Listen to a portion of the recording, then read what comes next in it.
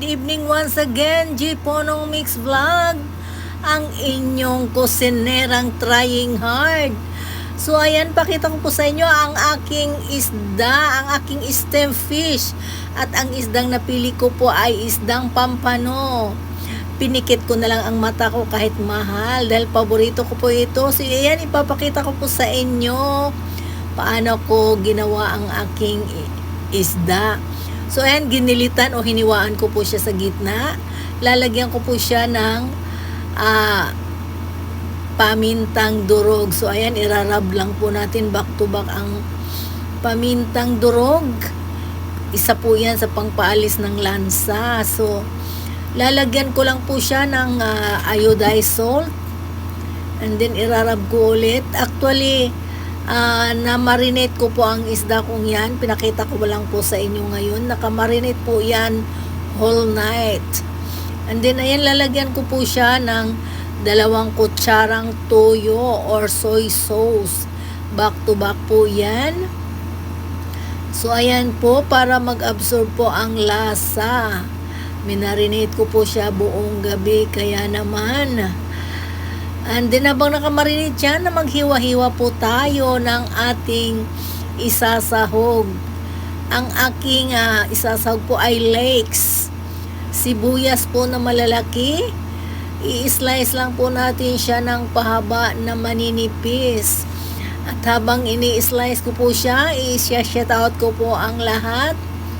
Shout out to all my viewers, to all my subscribers, to all my beloved members, to all my visitors, at sa lahat po ng nagtamsak sa aking previous videos and lives. So, ayan po.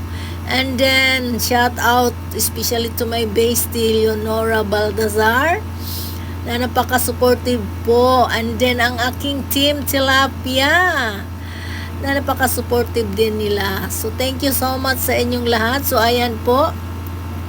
Tapos ko na po nahiwa ang sibuyas dahon na malalaki. And then, ang steam po niya or ang kanyang puno ay dikdikin lang po natin para madurog po ang kanyang gitna. And then, same din po sa ginawa natin. I-slice lang po natin siya ng pahaba. Dahil siya po ang isasapin natin mamaya sa ating gagawing o ang ating lulutuing isda. Ang lulutuin nga po natin ngayon ay steam fish. Steam fish, pampano fish. So ayan, maghiwa din po tayo ng lemon. Ang lemon po ay dagdag panlasa po ng ating gagawing steam fish. And then, 1 piraso po ang binili kong lemon. Ayan, hiwain lang po natin siya ng maninipis. Dahil gagarnish po natin, ipipiga po natin siya mamaya sa ating isda. So, ayan po ang ating lemon. So, papakita ko po sa iyo, ayan po ang aking ginagawa sa aking isda. So, kayo po, paano po ba kayo mag-steam? Paki-comment naman po kung tama ba ang ginawa ko or may iba pang idea sa paggawa ng steam fish.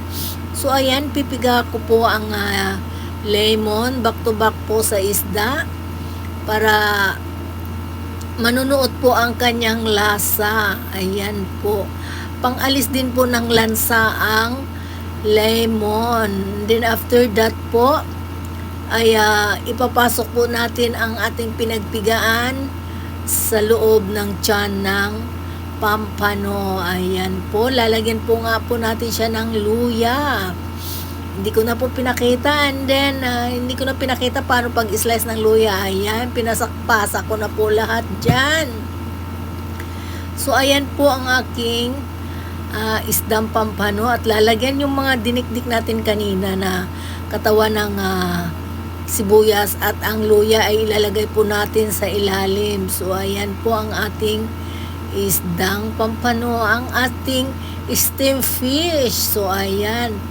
And then, habang piniprepare ko po yan, ay nagpakulo na po ako ng tubig. So, ayan po ang pinagbabaran ko. Ilalagay ko na po dyan para yan po ang magiging katas niya.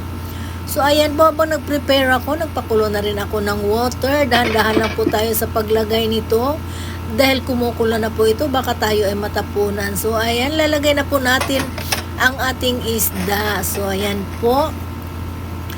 So, ang pag-steam po natin dito ay 10 to 20 minutes po at maluluto na rin yan siya sa lakas ng apoy natin. High heat lang po natin para kumukulo-kulo. So, sa ilang sandali lang po, after 20 minutes, ayan na po. Luto na po ang ating steam pampano. So, dahil luto na ang ating isda, ay magpapakulo naman ako ngayon ng sesame oil. Sesame oil po ang ginamit kong mantika dahil para mabango siya at masarap sa ating isda. So, ayan po ang aking mga in-slice na lemon. Lalagay ko lang po siya sa gilid. Ayun, nahulog po ang aking labuyo sa gilid. Dalawa po yan, nahulog sa gilid. So, ayan po ang aking isda. So, ang hiniwa natin kanina na green leaves onion or leeks ay ilalagay po natin siya sa ibabaw. And then yung pinagpakuluan po natin, tatapins ko po yung labuyo. And then yung pinapakuluan ko po na sesame oil, pinakuluan ko po siya, pinainit ko po ang sesame oil at ilalagay po natin dyan ang ating sesame oil. Again, shout out po sa inyong lahat.